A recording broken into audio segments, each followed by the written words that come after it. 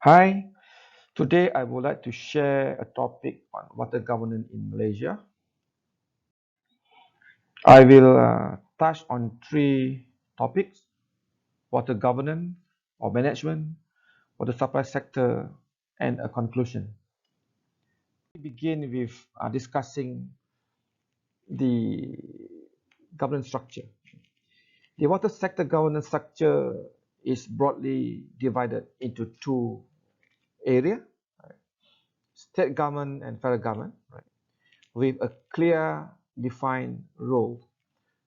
As you can see from this slide, state government is responsible for, among others, water resources allocation, to grant a license for raw water abstraction, and to control pollution. That's basically the role of state government. On the other side, the federal government is responsible right from the treatment, distribution, and to the end users. That's the role of federal government. In detail, the water provision is supplied or is being managed by a state-run water companies.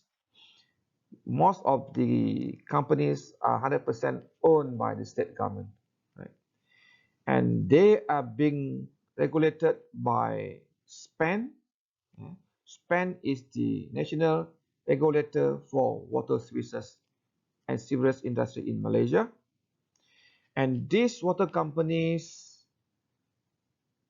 are financed, or their assets are financed through an asset-light model by PAAB. PAAB is the Pengurusan Aset Air Berhad, a wholly owned company under MOF. Later I will talk a bit more on the asset-light model of PAAB. The water sector in Malaysia are being managed by multi-actors, and the uses of water are multiple. Right? As you can see, from water source, treatment, distribution, and end users, it involves at least 6 main stakeholders. State government control water resources, as I clearly mentioned in the previous slide. Agriculture and livestock come under the Ministry of Agriculture and Food Industries, with their own set of regulation, laws, and enactment. Right? Plantation industries, one of the sector that uses a lot of water, come under the Ministry of Primary Industry. Power generation and groundwater, again, is the role of the Ministry of Energy and Natural Resources. Water supply, irrigation, and flood mitigation, Ministry of Water and Environment, KASA. Environment, also under KASA. Last but not least, water for recreational purposes. For example, the Putrajaya Lake, that's come under the Ministry of Federal Territory.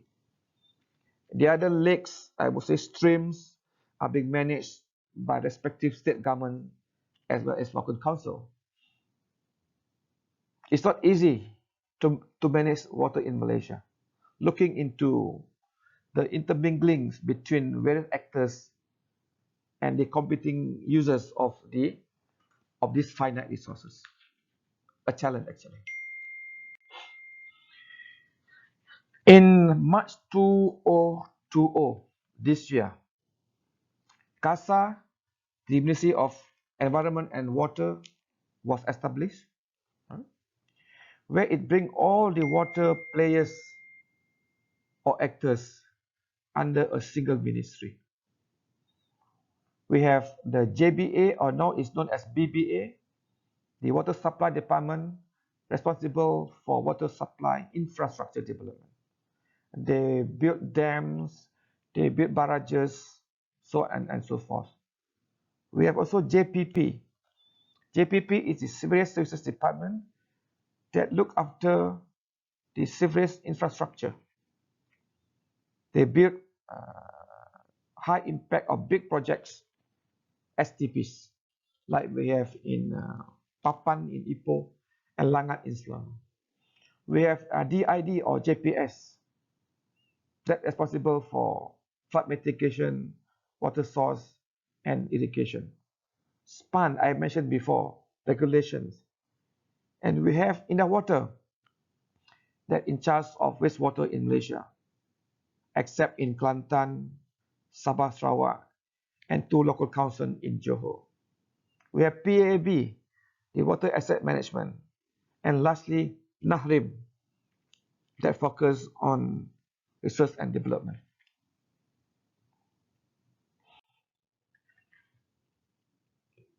In terms of the governance structure, can be divided into 4 main areas. Federal government in charge of policy formulations. Federal government here, I refer to several ministries, mainly KASA, MOF, and EPU. State government control water resources and catchment control. And the other important body is the Water Resources Council that handle matters related to interstate river basin management. This Water Council is chaired by Prime Minister himself, right? It's a high-level policy-making body on water management. And lastly, we have National Water Resources Commission, known as PAN, that provide the regulatory oversight while licensing mechanism. Now we want to talk a bit on the water supply reform in Malaysia. If you can see from the slide, this is the landscape before the reform, or if I could say, these are the trigger point to the reform that we implemented way back in 2006. One, the tariff, right? We have certain states that the current tariff has not been revised for as long as 30 years. And this state is having difficulties even in meeting their operating costs in day-to-day running the business. It's very challenging, right? Second, the level of water loss, or known as NRW, is very high.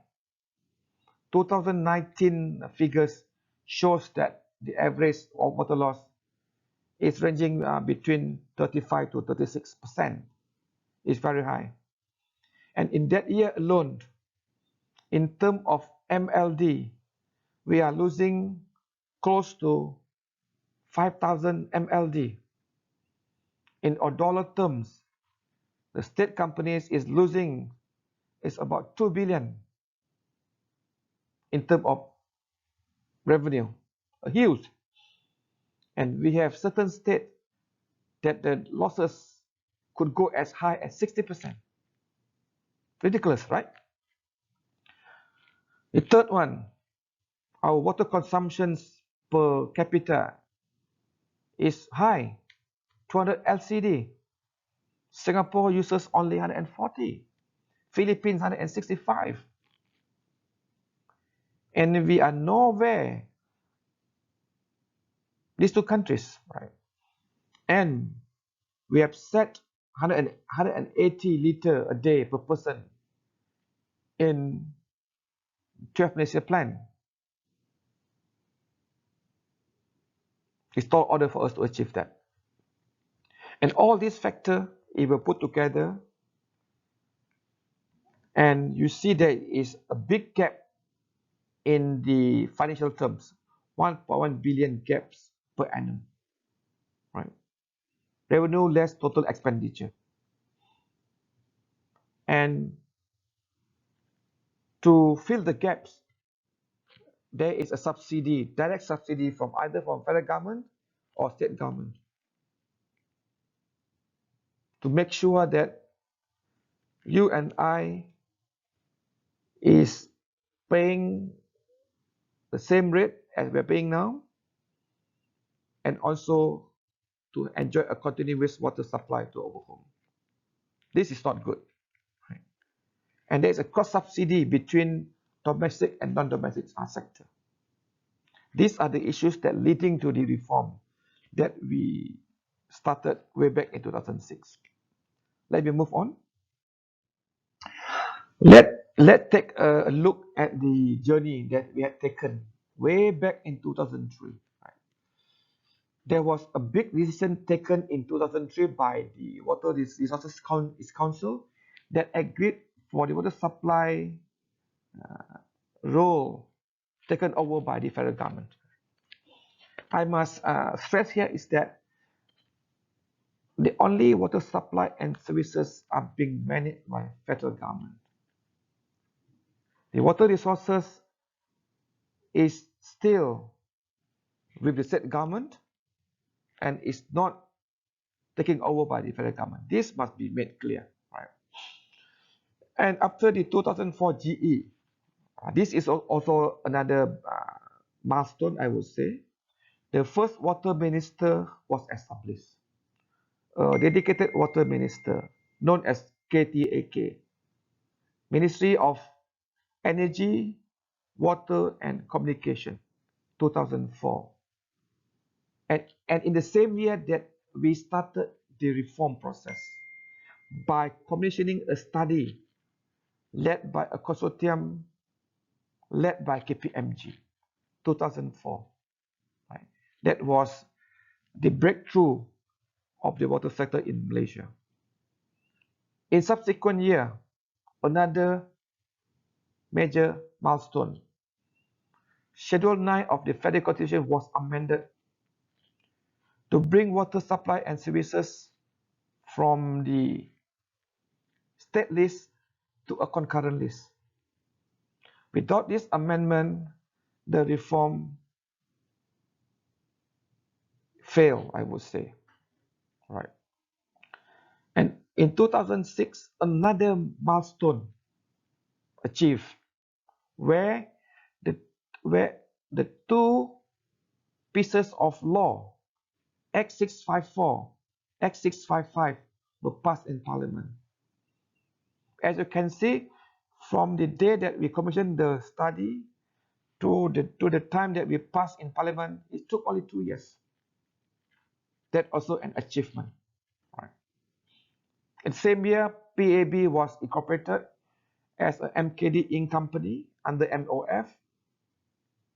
In the following year, SPAN was established to undertake the regulatory role in the water sector. And the Act 655 was enforced a year after. Again, after the 2008 general election, KASA was established. But the water role was moved to KASA. KASA stands for the Ministry of Energy, Green Tech and Water. Malacca was the first state to migrate under the Act 655. We call it the migration exercise. Right? 6 years after that, we have a joint billing implemented in Labuan. We have a joint billing is between water supply services and civil services in Labuan as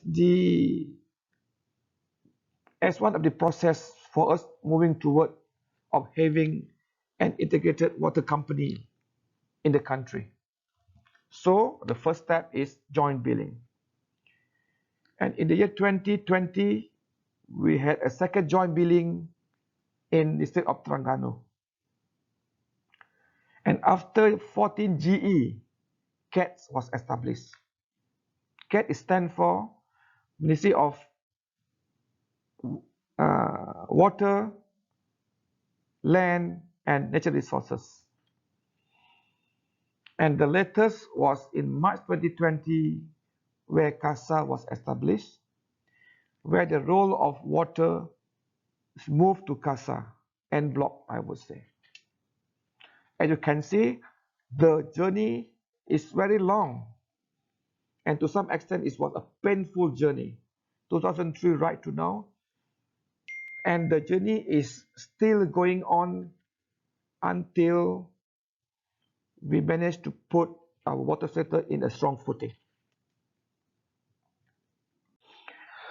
This is the man that I would say that moved the whole reform exercise. The late Ton Lim Keng Yek. Right.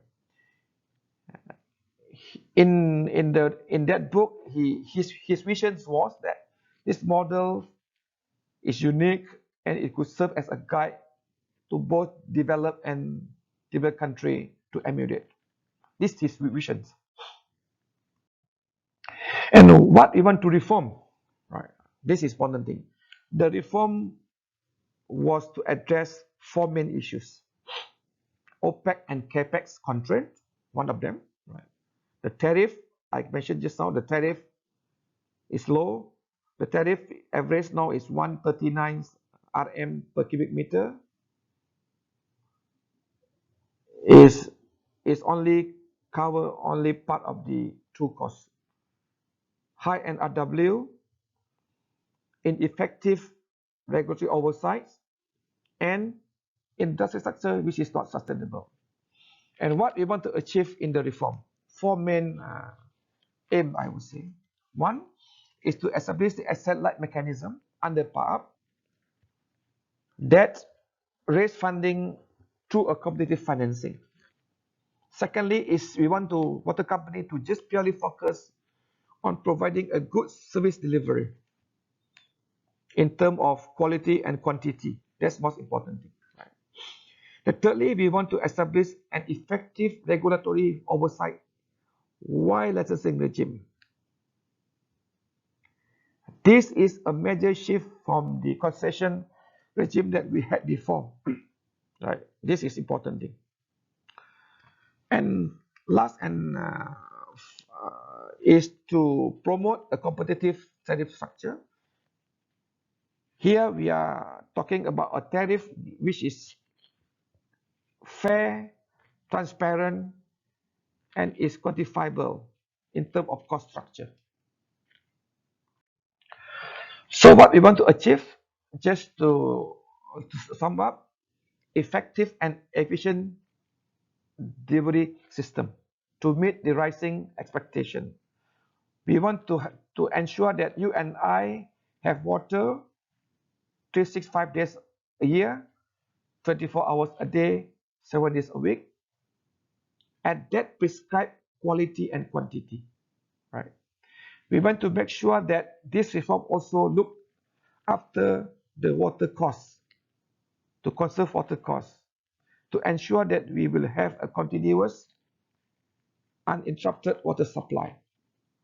We do not want the Sungai Gong incident to happen again. Pollution of water costs. And in doing that, we need to put in place a clear policy framework between policy making, regulation, and service provision. We need to develop a workable capital works to meet the rising demand through asset-light model under PAB. Right? We need to increase the efficiency and effectiveness of water services through imposing various KPI, for example, quantity, quality, the pressure management, as well as NRW management. And lastly is to promote an effective mechanism on a few other things, I would say. Okay, what I mean by a clear separation of power, right? We're talking about three main pillars. The policy formulations must not interfere with regulation and water provisioning. This is a prerequisite for a better governance structure in water governance. Policy formulations lies with few federal ministries, KASA, MOF, and EPU. In the area of regulation, this would be, or this task will be given to SPAN and also the water resources regulatory body at the state level. That's why under the reform exercise, the state government is required to establish their respective water resources regulatory body to look after water resources. This is to make sure that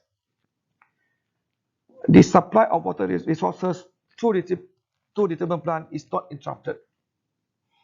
And thirdly is the water provisioning is very clear cut here that this would be the main role of the water companies, providing water to consumers on a daily basis.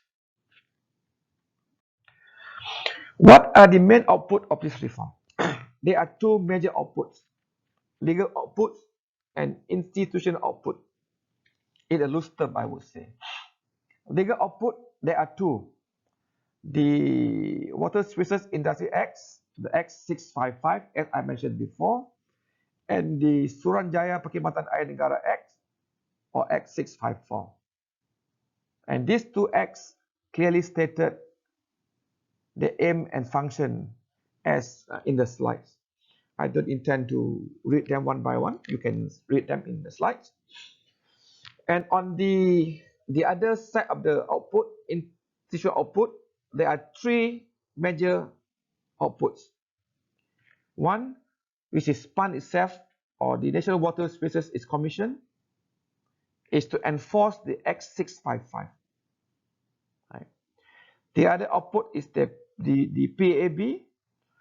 PAB is the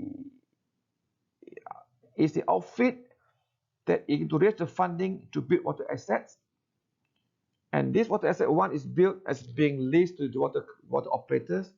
And PAB works on the premise of build and lease mechanism. Simple build and lease mechanism. The third one is the State Water Resources Regulator that look after the water resources at state jurisdiction. Right?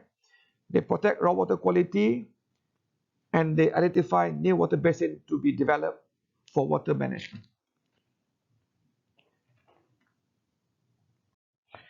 And this is to give you a glimpse of the two acts, right? The Act 655 on the right side and Act 654 on the left side. And you could go to any bookshop and just take a look at these two acts if you would like to know more of the acts. Right? I don't intend to read them. Quite clear over there. Okay, what are the three components of the reform? Let me briefly explain this. Right, one is we would like to see all water departments currently was under the state government being turned into a state water companies through a corporatization exercise. I give you example. In the state of Kedah, previously there was Jabatan Berkelan Air Kedah, which is a state water agency. Now, under the reform, this jabatan was corporatized into Syarikat Air Darul Aman Berhad, SADA. But this company or this corporation remain as a state-owned company, but they are being managed as a company under the Company Act. That's number one. Right. Number two, and this company, they are now being regulated over a licensing mechanism through SPAN. If water company is remain as a state department, and then it's very difficult for SPAN to impose KPIs on state department. That's why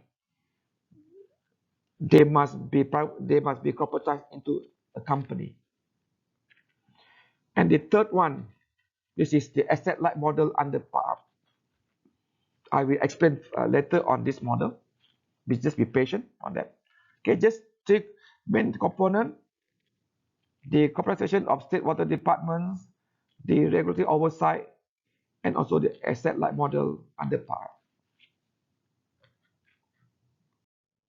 Okay, asset-light model. Briefly, PAR as the 100% owned by federal government is tasked in raising funding to build a water asset. And once assets is constructed and it leases the assets to water companies. And in return, water operators pay lease rental to PAR. Right. Asset light would mean that water companies,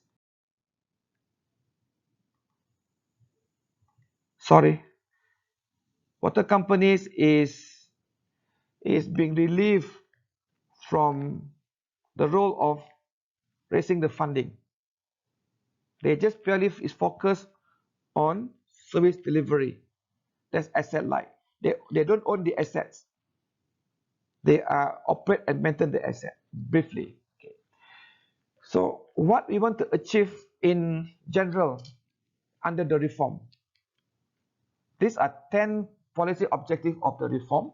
As you can see, the long term, we want to have a transparent and integrated structure for both water and sewage services. We want to ensure long-term sustainability water supply, including conservation of water. And we want to make sure that water cost is sustainable, water catchment area. We want to promote the competition, right? We want to promote financial self-sustainability in the long term. A consumer is also important, right? Affordable services on an equitable basis. Here we want to act to make sure that the B40 groups, the underserved community, are being protected. We want to ensure that environment is sustainable, right, by looking after the water source, so on and so on and so forth. Right. Okay, let's talk of what we have achieved thus far. That is more than 10 years from the day that we reformed. Right. I put them into three big indicators.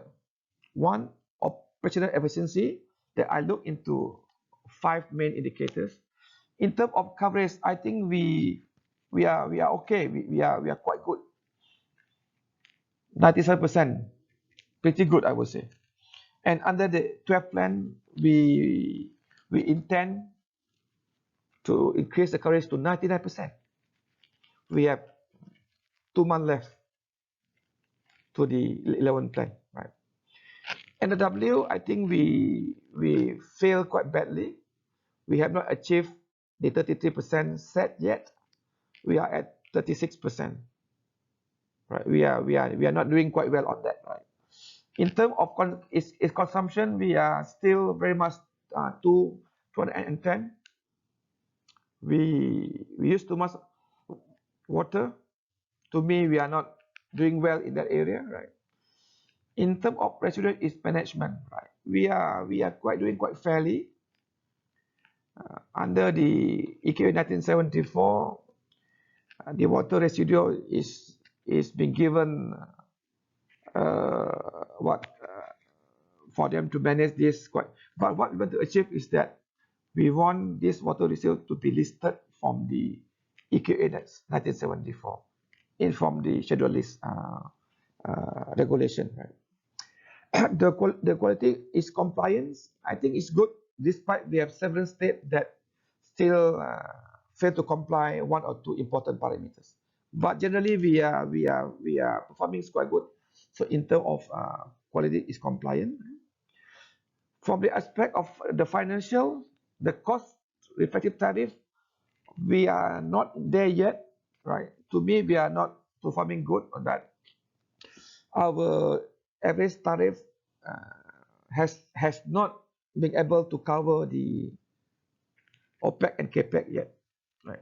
We are looking into that, how we would like to now looking into implementing tariff setting mechanism to at least to reflect the cost, the true cost of providing is water.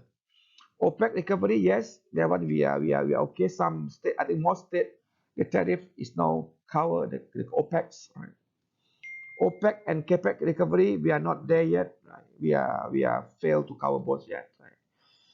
The bank liquidity issue, of course, this is the main problem that we have in water sector, where we fail to attract private investment. Right? And as you can see, the investment in water sector is mainly relying on public investment, almost 90% in water supply, in flood mitigation, and water resources. Right? And perhaps we should look into ways how we could attract more private investment. Right? As a model under PAP, yes, this model is now function quite well, right? And then of course there is still room for improvement by PAP to look at the model, right? Governance is aspect, yeah, into the migration completed. Yes, we have completed, I would say, more than 80% of the state. We are left with 3 more states, right, that yet to be migrated to the X655, Pahang, Kedah, and Perlis. And our target is that by end of this year, we should be able to complete the whole process, right? Yes, in terms of effective and transparent, yes, I would say we have established that already. The SPAN is now managed. This aspect is quite transparent. They have set a very transparent KPI, and it's easy to understand and easy to enforce KPI. Okay, in conclusions, I would say the reform is premised on 3 or 4 main key success factors. Right. Number 1, we must have a sound legal policy and regulatory authority for federal government to undertake the restructuring. That is important thing. Right? SPAN, PAB must be given a free hand to undertake what needed to complete the reform. That's important thing, right? And we should allow the tariff structure mechanism to be implemented without interference from stakeholders. Right? Okay. The second point is that we should allow to have a sufficient and low capital cost to meet the future CAPEX requirement. This is the role of PAAP. And we must not rely on PAAP alone. We must look into ways and mechanism how to promote a bigger or better private investment into the sector. Looking into methods such as PFI, POT concession that will grow the sector further, not limited by CAPEX from the public's investment. We must make sure that all operators are continue to provide services effectively and efficiently. Right? And here, SPAN must play its roles effectively as the regulator. The KPIs must be enforced. The provision under the Act must be enforced effectively. And to some extent, we must also look into mechanism how we should adopt a carrot and stick mechanism to punish and to reward water companies and to undertake what we say as the comparative regulation. This is to make sure that water companies continues to provide effective and efficient service delivery. Lastly, we must put in place a transparent and fair tariff setting mechanism. Right? Let me explain briefly about tariff setting mechanism. We have developed tariff setting mechanism that will promote a fair, transparent tariff setting for all, I would say. And this TSM covers 4 main areas: OPEX, CAPEX, profit, and also we factor in also the cost to safeguard our environment. These are the main components of the water tariff setting mechanism. And this tariff setting mechanism, we must allow this tariff setting mechanism to be enforced at the interval that is being planned for. In this case, it's every 3 years. So remember, previously I mentioned about states that have not revised the water tariff for more than 30 years. In that state, perhaps the tariff jump would be quite stiff, and that cannot be avoided. Okay. This is my last slide, I suppose. And again, I would like to thank everyone for listening. And if you think this is something good, you can share the slide. So thank you very much.